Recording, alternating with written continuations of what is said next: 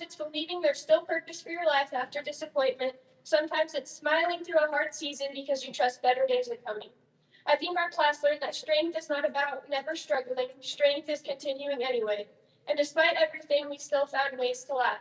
We accomplished things people said couldn't be done, like beating Douglas in girls basketball, which honestly deserves its own holiday at this point because that has not happened in years. Somewhere in the distance, you can probably still hear the gym erupting after that game. We survived assemblies that got slightly too competitive, fire drills during the senior break, hearing you need to settle down at least 14 times a day, and through all of it, we had staff members who somehow kept the school running no matter what chaos we brought through the doors every morning, especially Mr. Sartney. At this point, I'm not fully convinced anyone actually knows his real job title.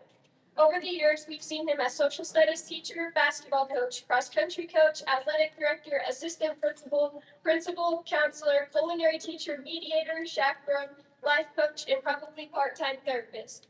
Honestly, I'm fairly certain if the boiler broke, someone would hand Mr. Sarby a wrench and say, "Can you take care of this too?" And somehow he probably would. Now, before tonight ends, I do want to mention one thing we all gained during this experience: the ability to professionally pretend we know what we're doing. Seriously, at the beginning of this journey, some of us walked into classes or life situations thinking, "I have absolutely no idea what is happening." Now we walk in like, "Yes, I can absolutely handle this." Meanwhile, internally we are saying, "Please don't let me embarrass myself today." But growth is funny like that. Confidence doesn't appear overnight. It comes from showing up over and over until the things that once scared you become things you can handle. And honestly, I think one of my best friends perfectly demonstrated that. They got so caught up in seeing me in the car, they literally drove all the way home with the gas nozzle still attached to the wheel.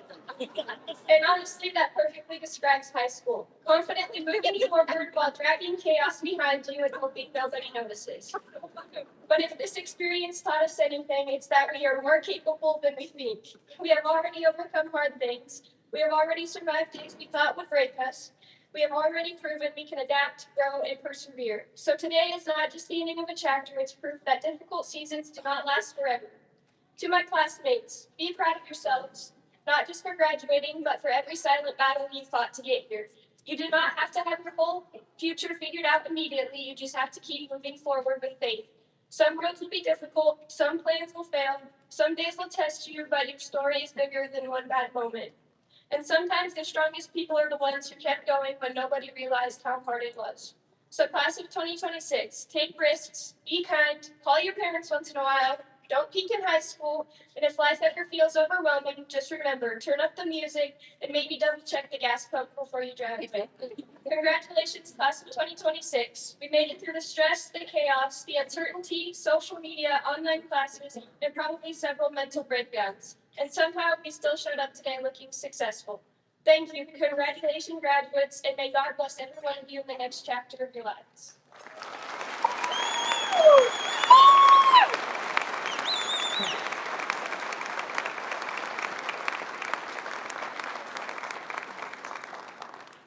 Like that. Okay. Thank you, Kylie, for that message. I'm so proud of you, and I'm so grateful that you got to speak today.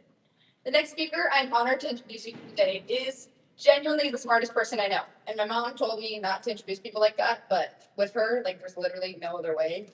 While everyone else was playing soccer at recess or doing flips off the swing, this individual and I, we were playing Mad Scientist or Percy Jackson. And in fourth grade, we created what we called the NO, the Nerd Organization. We were the only two members. So it's my honor to introduce to you not only the most intelligent person I know, but also one of my best friends, this year's salutatorian, Riley McClure.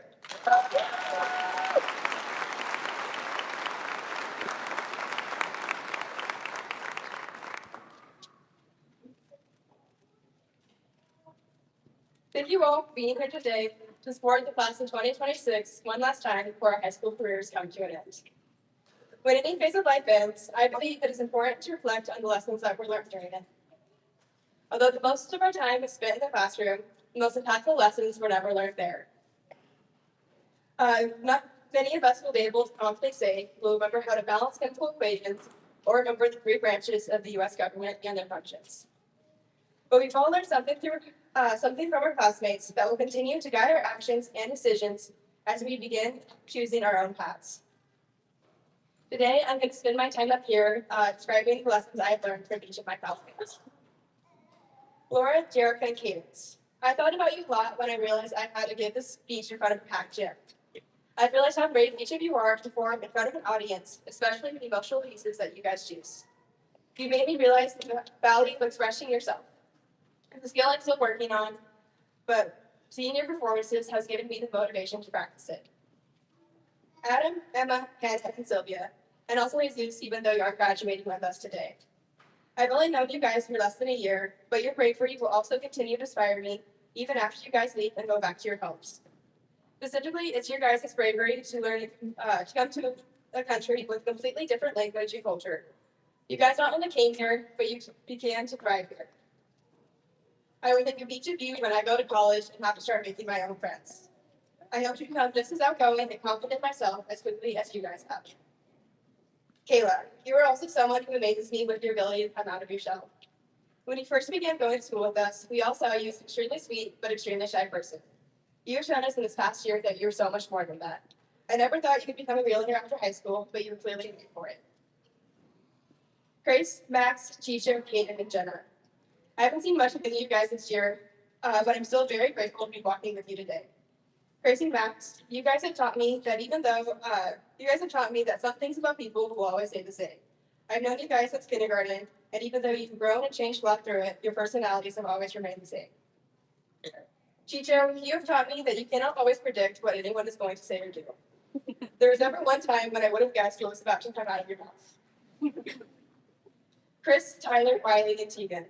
I also didn't get to see you guys much this year, but the time that I did get to see you, you have taught me that if you really, really want to, there's always something else you can add to your truck. Madison, you have shown me just how resilient one person can be. Your ability to overcome the challenges high school is throwing you is truly amazing. Paul, you have taught me to never be afraid to reach out, because you never know the impact one message can have. Please don't ever stop messaging in our class. I love seeing your messages pop up on my screen. Porter, Jerica, and Miles, your dedication and determination to join the military is truly inspiring. I know each of you will find success when your careers begin and continue. Lori, Ollie, and William, I will remember every piece of gossip you guys shared with my table at art. You guys have shown me that there's always something else that I don't know.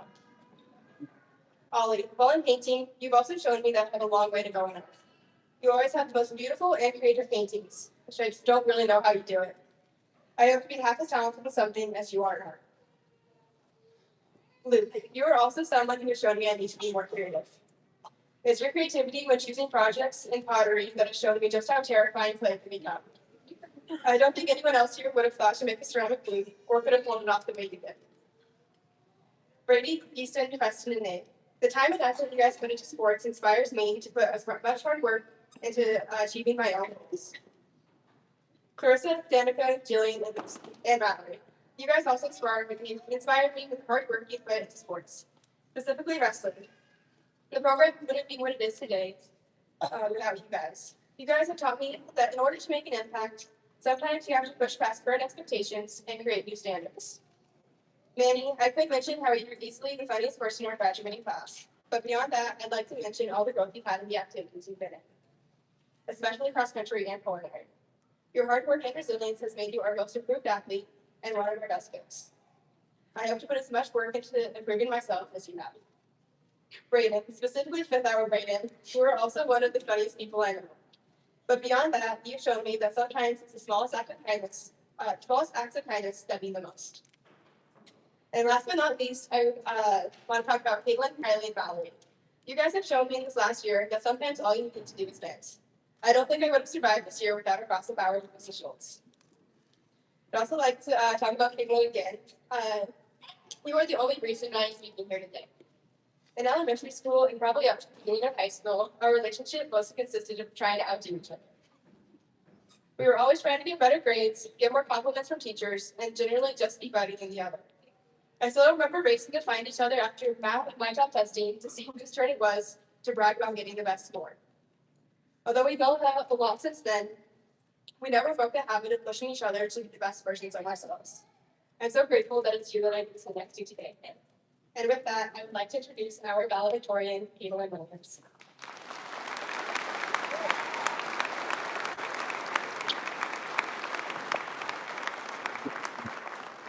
Okay, one thing about me, I'm a crier, so let me just get myself good. Okay. And I wear heels today, so I'm a little bit taller. Okay. Good afternoon, ladies and gentlemen. I'm sure at this point, most of you guys are tired of listening to me talk, so I'll try to make this as quick as possible. I'm going to start the speech out the way most graduation speeches start, and I think that's for a reason. That's with some thank yous. If you are here today, it is because you played a significant role in at least one of these graduates' academic careers. Whether you're a teacher, supporter, advisor, coach, friend, family member, or maybe even just someone they stole answers from, the role you played will forever have an impact on them. For that, thank you. When I was thinking about what I wanted to speak on today, I considered some of the most important lessons I've learned from these walls. Number one, don't waste 1.5% of Mr. Gear's time, as we've learned. Number two, Mrs. Haskell's planner and organization skills that she teaches you in 7th grade, those do come in handy someday. And number three, the lesson I've decided to focus on today, it's only embarrassing if you make it embarrassing. As Mr. Sarvi mentioned earlier, I am our student senate president, which means I help running Winning Wednesdays, which are basically assemblies we hold every other week. And as a senate, we play games for these, and I choose the students to participate. And honestly, there was one group that gave me the most trouble, and that was the sophomore girls. Trying to get them to participate felt like pulling teeth. And I love to give them grief about it, but at the time, I get really annoyed thinking it's not that big of a deal, right? It's 5 minutes of your life. Just come down and play this game. But then I remembered that not too long ago, I was an 8th grader, and my older sister was the student senate president. Back then, we did what was called Monday Madness. And one day, she called me down to participate in a game, and I sat right there under the visitor sign, shook my head no, and I refused to come down. Knowing my sister and me, we also probably yelled and screamed across the gym, made a huge scene, but she eventually rolled her eyes and picked someone else. At the time, I was probably thinking, this is so embarrassing. If I go down there and I'll just screw up, it'll be the worst thing to ever happen to me. What I didn't realize then, what I learned since, is that it was far more embarrassing for me to sit there and argue with my sister like a 5-year-old than it would have been to just come downstairs and participate. I'm someone who gets embarrassed very easily. I hate starting something new and not knowing what I'm doing. I hate being confused and I hate failing. And I know for a fact I'm not the only person in the room who feels that way. That fear of maybe embarrassing ourselves can be debilitating. We spend so much time worrying about what could happen if we mess up that we let opportunities to grow pass us by. And honestly, if you try something new or put yourself out there at all, I'm going to guarantee you'll mess up. Making mistakes is not what will hurt you. What really hurts you is how you respond to them. The biggest example of this, the precedent, comes from the one and the only Mr. Hayes. I don't know if he's here today. For those of you that are unaware, Mr. Hayes is the head coach of the track and field team. As part of his pre-meet speeches, he always makes sure to mention body language while competing. As competitors, we are bound to have off days. Bad throws, bad jumps, a bad time in a race, those all happen at one point or another. Mr. Hayes stresses that your behavior after your mark is what sets you apart from the other athletes. You could be upset that you didn't compete the way you were hoping, but stomping and pouting is far more embarrassing than any error you could have made. If we obsess over every mistake we make, we're setting ourselves up for a very long and exhausting life. We have to learn how to laugh at ourselves sometimes. I'm not saying mistakes shouldn't matter. I'm competitive and I get it, but we can't let mistakes stop our ability to grow. I've always believed mistakes are not okay. To me, the word okay feels like a band-aid people use when they don't want to admit they messed up. Mistakes are not okay, but you will be okay after you make them. When I look around at my fellow graduates, I am insanely impressed. If anyone can face the challenge of having embarrassing moments and continuing to persevere, it is this class. From the athletes that have faced the pressure of pregame nerves to the performers that have had to face an auditorium full of spectators, I have never had so much confidence in a group of individuals. After today, some of us may never see each other again, and I don't know where life will take each of us, but I hope we can all remember, errors are only embarrassing when you make them embarrassing.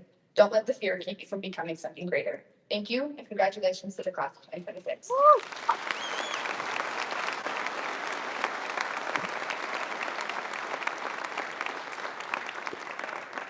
So for the next part of our program, I would like to introduce our adult speaker. So I was born and raised in Glenark, Wyoming, and my family was basically all born and raised in Glenark, Wyoming. So I've had the opportunity to hear many stories about this individual. In my life, he's always been referred to as Pee-wee. However, I believe he has grown out of that.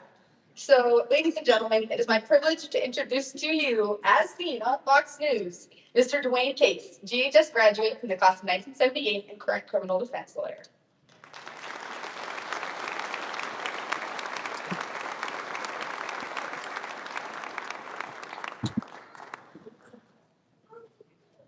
Man, nobody told me I was gonna have to follow history. I mean, that's amazing. You did a great job.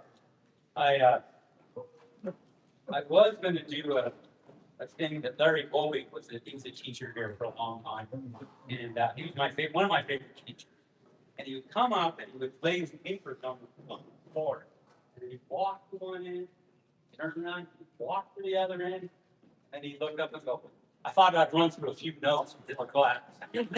And so I tell this story, a little bit because I don't have deals. So I tell that story primarily for the teachers, okay? Because that happened 50 years ago, and I still remember it. I mean, what you do, what you say, will have an impact on these students for years to come.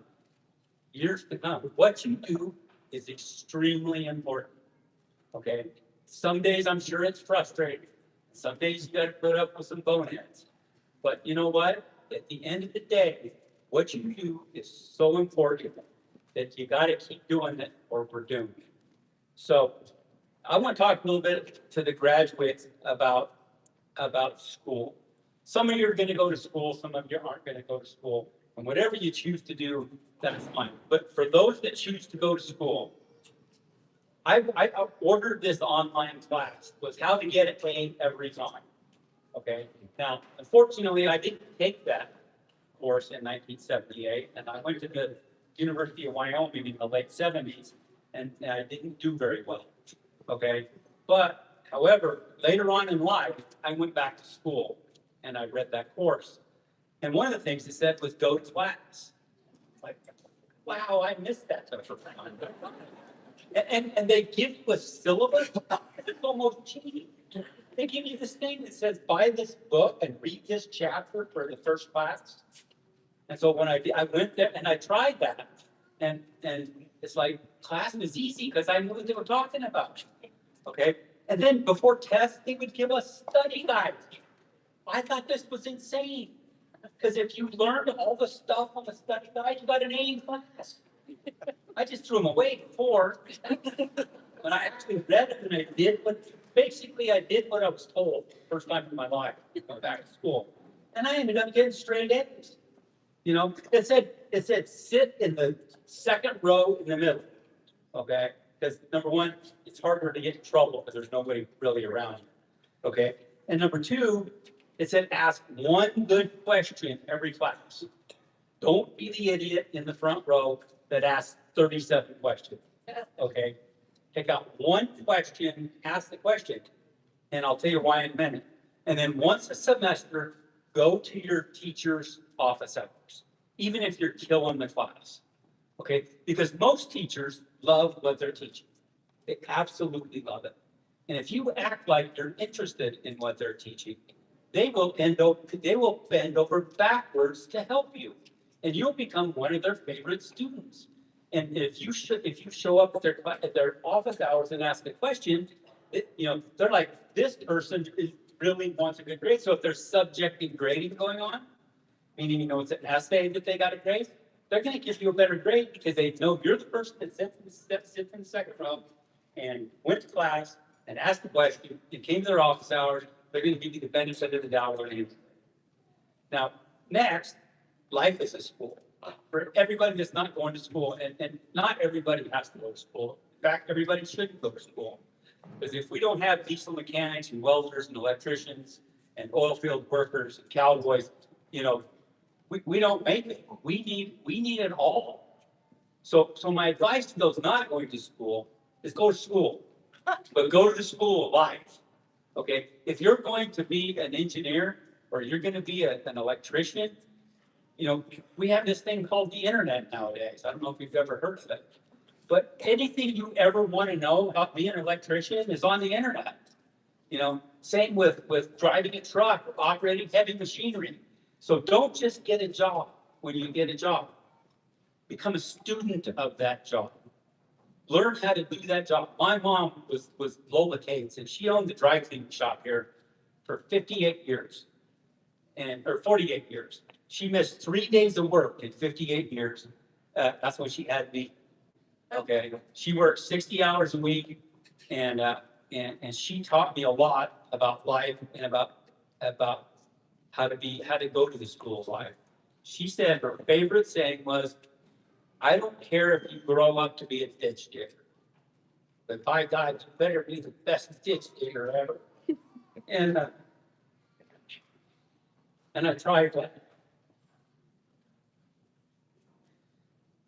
I didn't know I was going to get emotional. But anyway, you know, I'm going to be short, by the way. You know, they asked me to speak, and I said, "But I got an hour and a half." And I remember sitting in graduation, and it's like, when are these people going to shut up? You know, I got places to go, I got things to do, so I'm not going to take a lot of time. But I also think that you ought to understand that God, family, and country are really, really important. Okay, and it doesn't matter what God, it does matter what country, but you know, participate in your community. You know, study the issues, vote, run for office, participate in your community. It's easy to sit around and bitch about this and bitch about that, you know, but get off your butt and go do it. You know, be the man in the arena, or woman in the arena, you know. And then, you know, and as far as God goes, God and I are really good friends. And I talked to him about all of you today, asked him to take care of you. And I'm not talking about religion, I'm talking about God. I'm talking about spirituality. Everybody needs to have a little God in their life. And I ask everybody to keep an open mind about God. Okay? Because when I was 18 years old, sitting in graduation, all I knew about God was I didn't want him to fight me because some of the stuff I did, I did. Okay? You know, that's all I knew about it. But I learned and grew. And so just keep an open mind. Okay? Just keep an open mind about God. And then when family comes together, I mean, if you wouldn't be here if it weren't the families that got you through school and drove you to practice and helped you with your homework and all that. But I'm going to talk about family a little bit different. I want you folks to have families, big families. We need more cowboys. Okay? We need people that grew up in money. Okay? And I kind of exempt the Stevens as their artist started. But you know, it's really important and something when you have a family and you have children. I had a mentor, and it was explained to me this way: a mentor is if I was going duck hunting in North Dakota, okay, I'd probably get a lot more ducks if I went with a guy that's from North Dakota that had hunted ducks in North Dakota his whole life. Okay, and that's what a mentor is. It's somebody that's going where you want to go, and find them and talk to them. But he told me, I had a 5-year-old son and I was divorced. And I said, you know, how do I do this? And he said, what you do will speak so loudly that he won't hear what you say. He said, if you don't want him to drink, don't drink. If you don't want him to smoke, don't smoke. And kids are watching. Kids are always watching. And kids will grow up to be just like their parents. I've seen it over and over again, both good and bad. So keep in mind when you have that family that your children are watching you.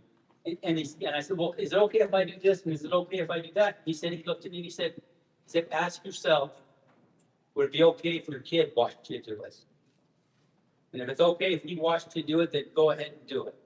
Okay. And that was a guiding principle for a lot of my life. And you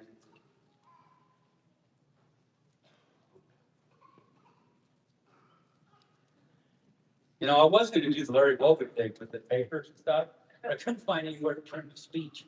So I just had to tell the story.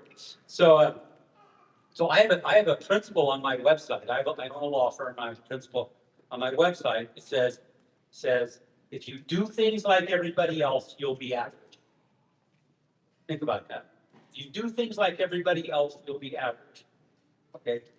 I tell the attorneys and the staff that I hire, I want my people to be exceptional. I don't want them to be average, you know, and so, you know, you need to do that. Also, my sponsor had a 1-year rule, and his 1-year rule is no matter what happened, girl broke up with me, no matter what, I had to wait a year to decide if it was good or bad. Think about that. Because some things that happen to you that you think are bad turn out to be the best thing that ever happened to you. some of the things that happen to you that you think is the greatest thing ever turn out to be absolutely horrible. You know, one of those was a girlfriend. You know, not great.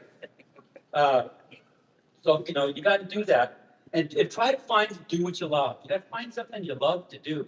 I love practicing law. I finally found a place in the world where I fit.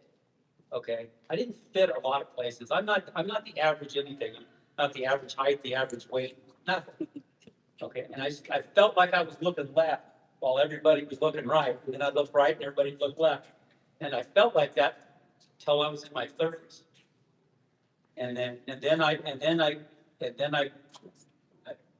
got a law degree, and I started my own law firm straight out of law school. Because I have this really horrible problem is I'm not really good at doing what I'm told, and I'm not really good at having bosses. So I figured, well, what the heck? I'll just be my own boss. And that was 30 years ago, and I'm still going. And so find something that you love, because if you do what you love, you can't find your nose, and then you're lost. So no, if you do what you love, you'll never work a day in your life. I mean, I look forward to going to work every day, and I'm serious. I don't know what happened to my nose.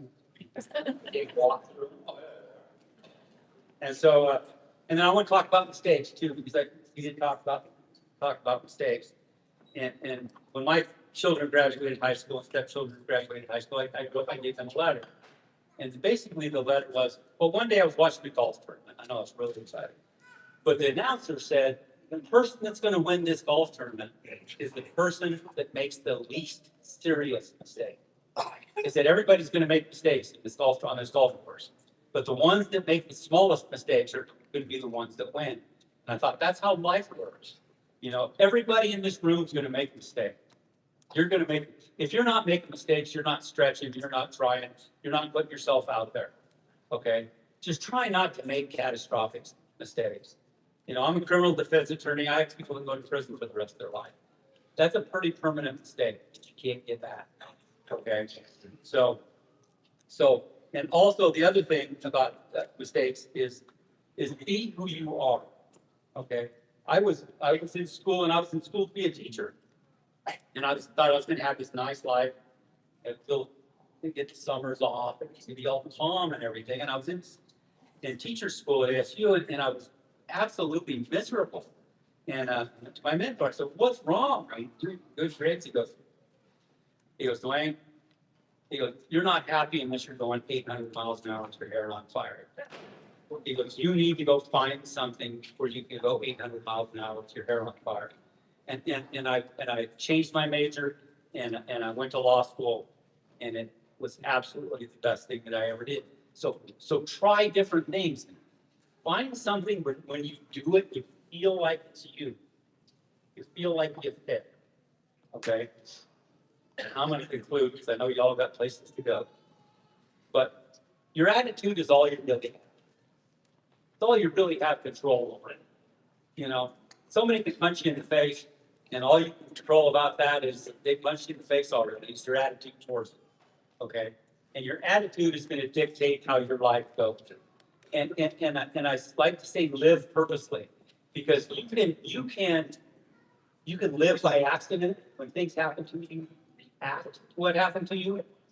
Okay? Or you can make a choice about how to react.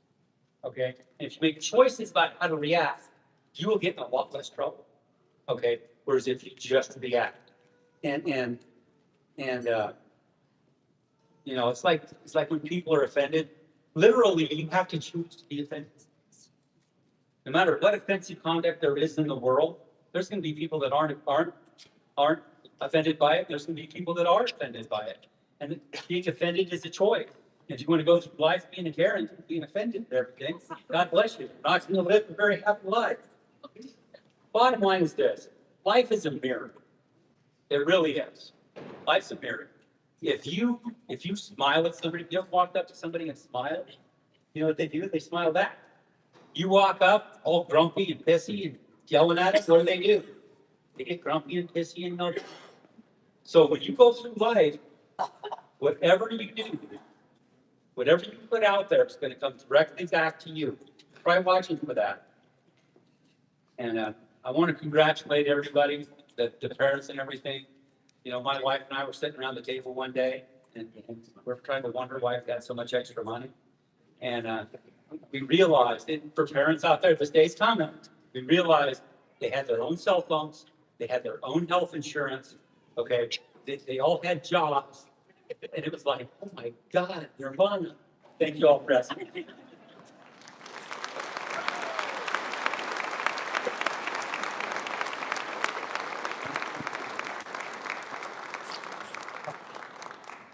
All right, ladies and gentlemen, the last person I would like to introduce today was my first principal and current superintendent, Chloe Shadwick.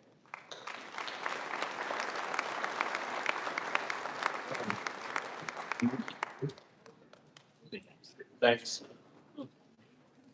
Perfect. I was kind of wondering the same thing, Caitlin, if I was the principal down there, because I feel like I've had a lot of roles too. I'm going to just, start with some words and then end with the formality of presenting the class. I just want to piggyback off what Mr. Case said, that attitude matters. And I just had somebody remind me as I was sitting there at the track meet that walking through these doors matter. The expectation that we have as a school district matters.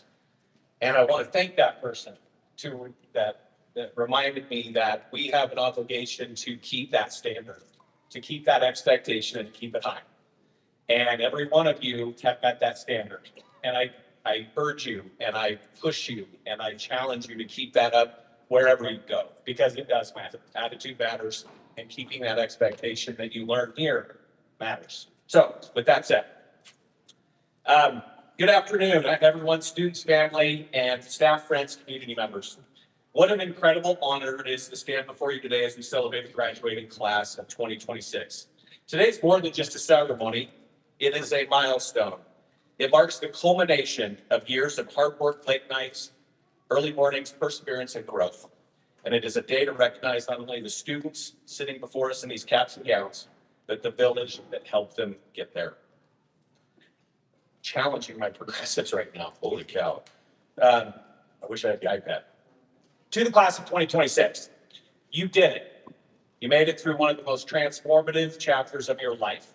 Along the way, you've shown us your resilience, your creativity, and your courage. You've grown up in a time of rapid change.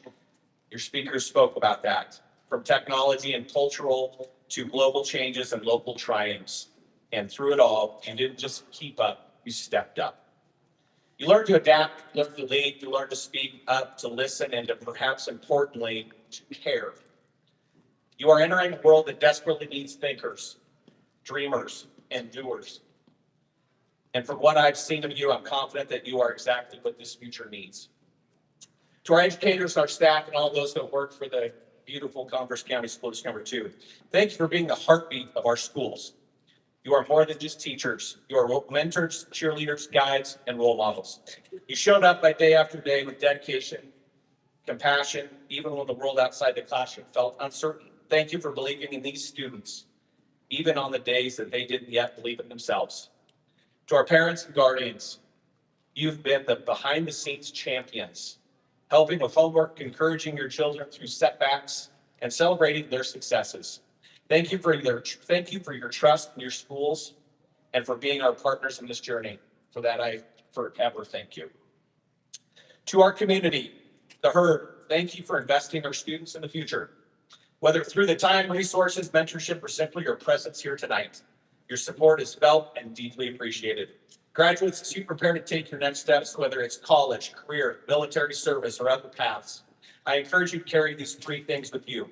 Curiosity, never stop learning. The world is vast, and full of wonder, and therefore is always worth to explore.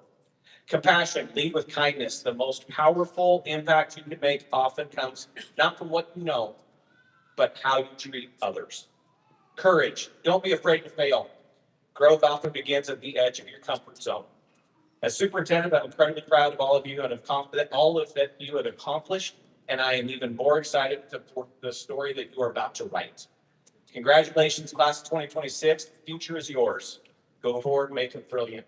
With that, the 2026 class, please stand.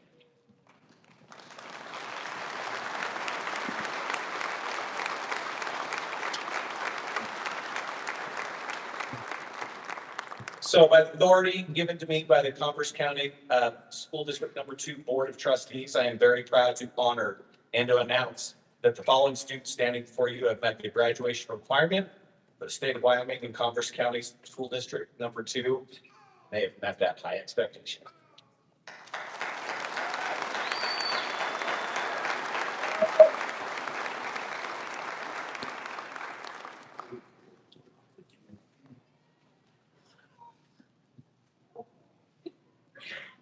All right, guys, you can go ahead and be seated for a minute.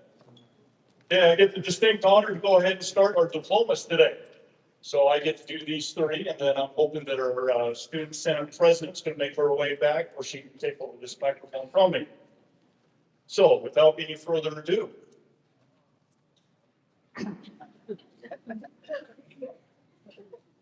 Caitlin Grace Williams.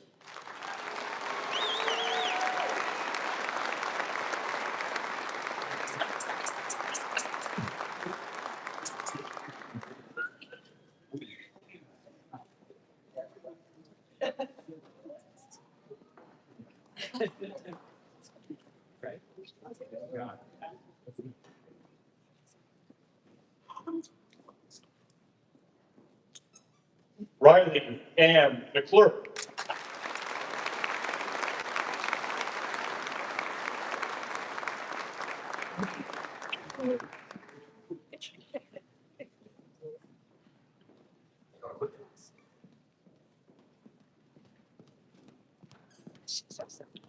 Kylie Lee Smith.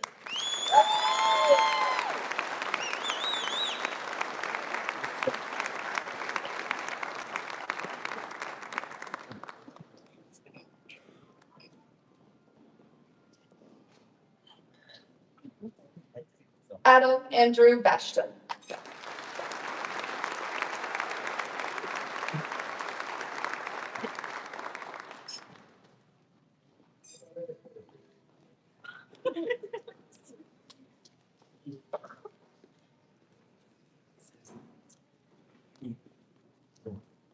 Kenneth Nathaniel Bickford.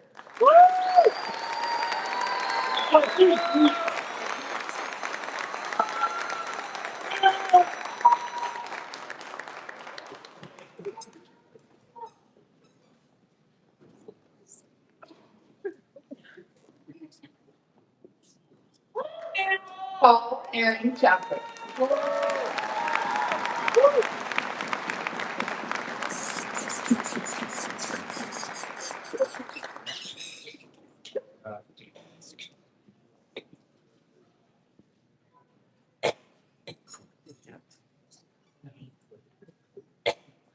Isaac Joseph Teacher. Go Pico!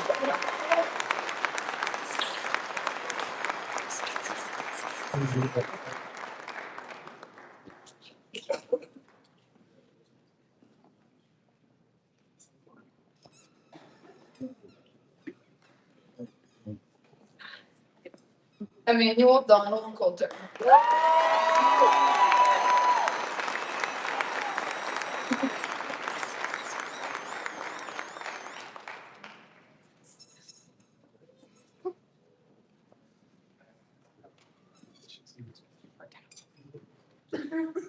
Sylvia Rettarola.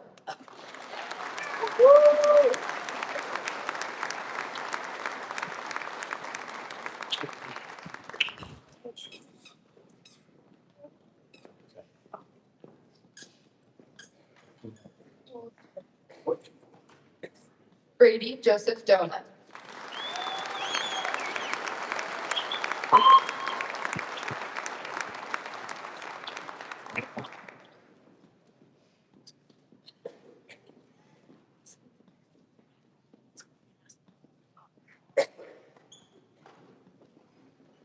Laura Vinell Fernandez.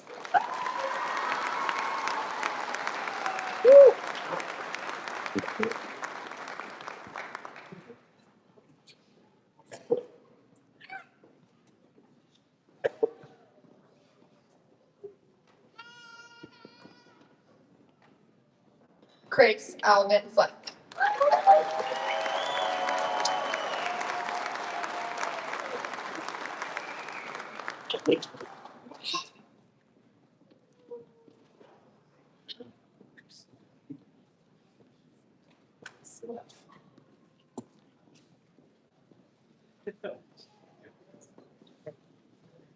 Kayla May Grant.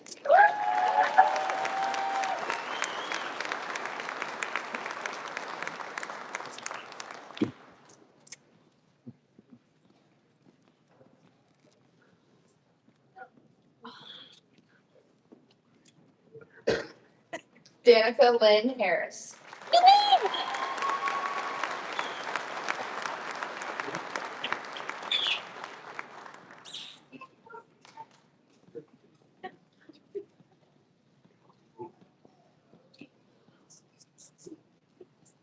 Jillian Lee Holman.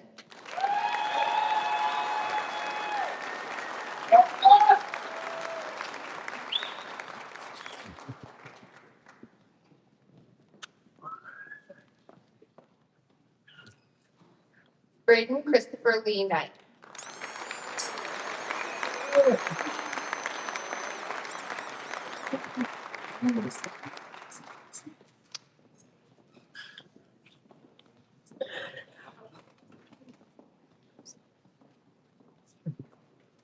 Mallory Jane Lawrence.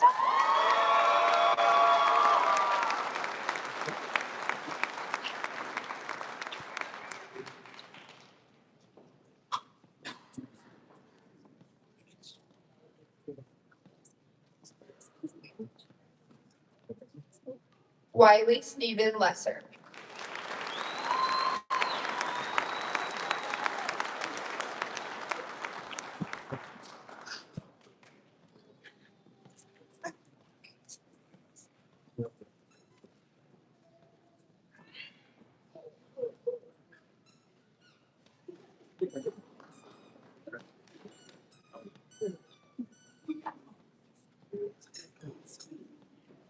Easton Swanson Love.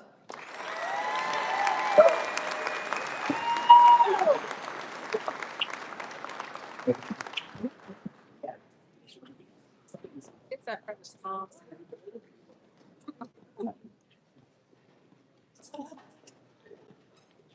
Hannah Mandelikova.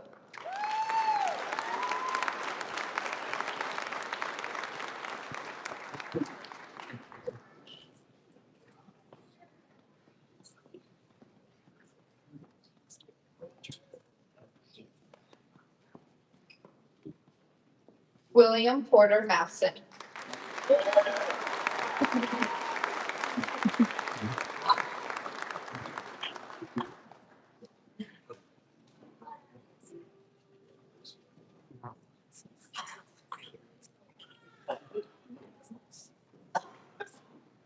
Cadence Sophia Miller.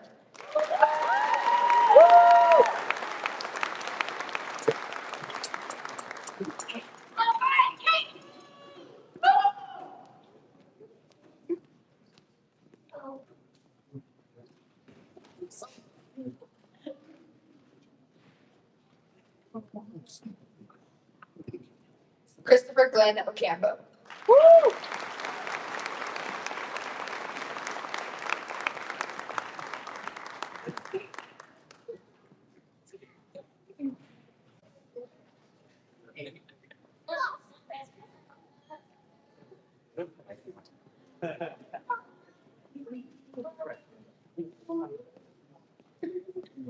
Genesee Lynn Haskell.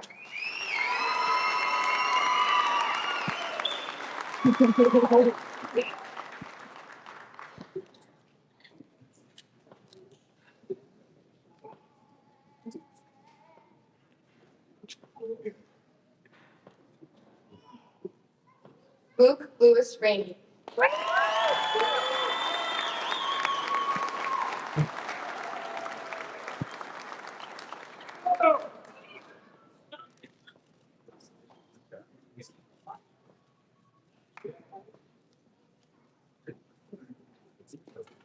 Hayden Joseph Lee Sheenan.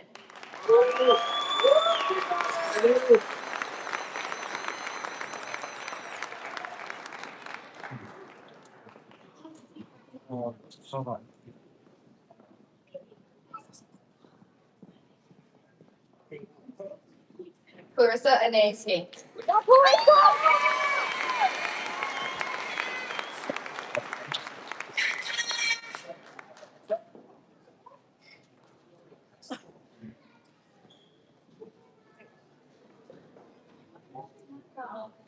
Emma Maya Vilhelmina Sestia.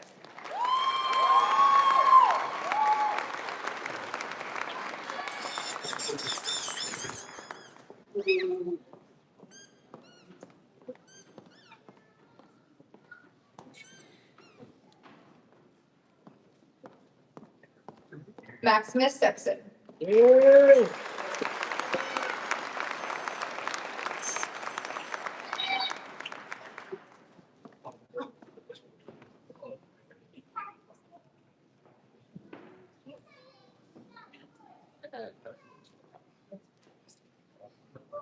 Preston Sorensen.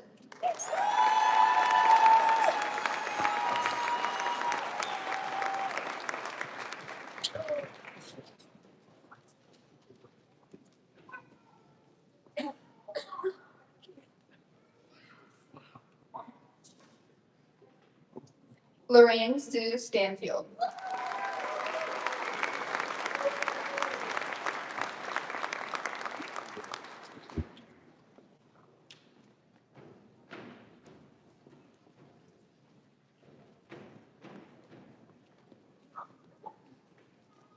Olivia Jane Stanfield.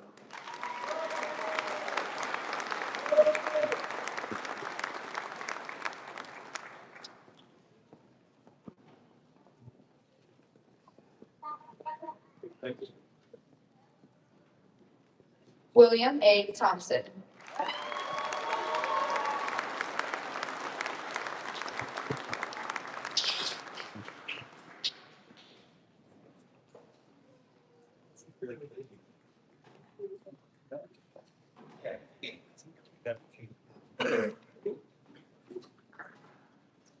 Lucy M. Tickner.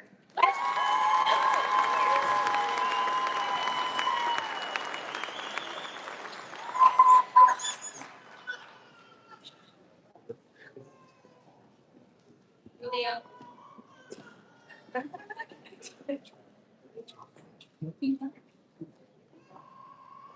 Tegan J. Tinsvold.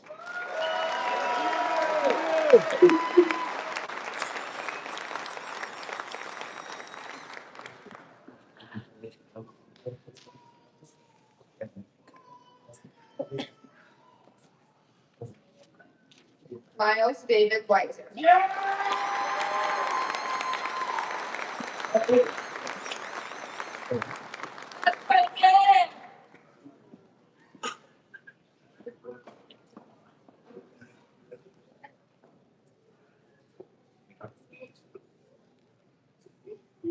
Madison Winglet.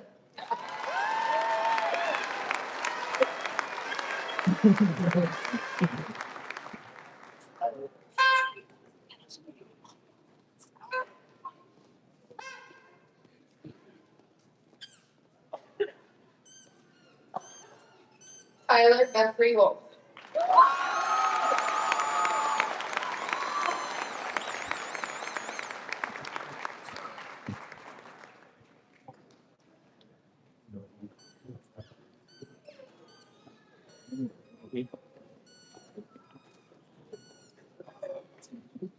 Jerica Jean Ann Zimmerly.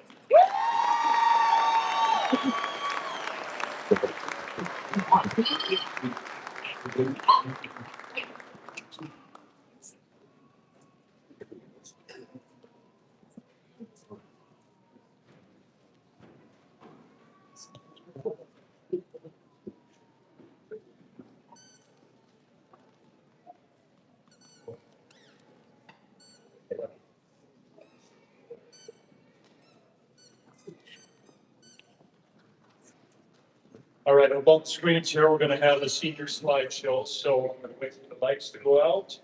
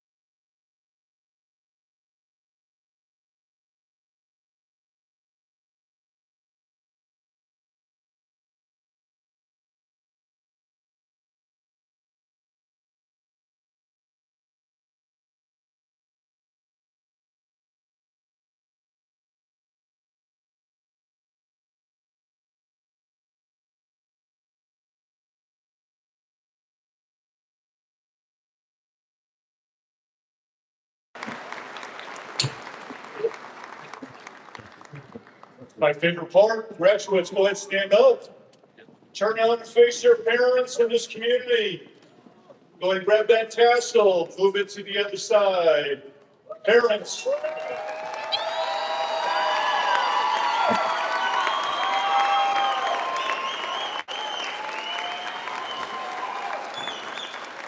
Parents, grandparents, Little Rock community, I give you the class of 2026 Glen Rock High School graduates.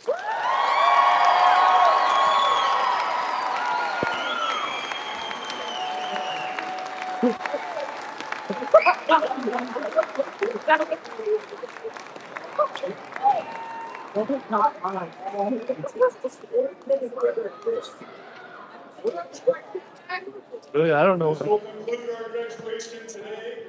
Feel free to stick around, take pictures with family.